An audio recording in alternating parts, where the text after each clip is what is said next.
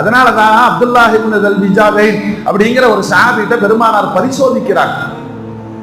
அப்துல்லாஹ், உங்க மனசுல எனக்கு இடம் இருக்கான்னு கேட்டாங்க பெருமானார். அவர் சொன்னாரு, இடம் இல்லை யா ரசூலுல்லாஹ்ன்றாரு.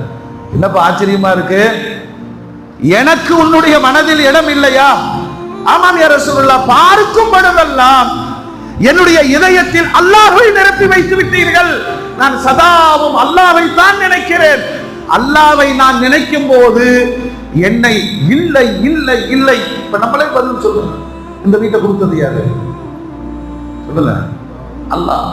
அப்படி சொல்ல மாட்டோம், நாங்க சொல்லுங்க. இந்த படிப்பை கொடுத்தது யாரு? இந்த காசை கொடுத்தது யாரு? இந்த வாகனத்தை தந்தது யாரு? கேட்டு பாருங்கள். அவன்தான் சொல்ற ஒருத்தன் நான் இல்லை என்று வந்து விட்டால் உலகத்தின் ஆக சிறந்த அறிவாளி, தன்னை அடிமை என்று சொல்லக்கூடியவன், உணரக்கூடியவன்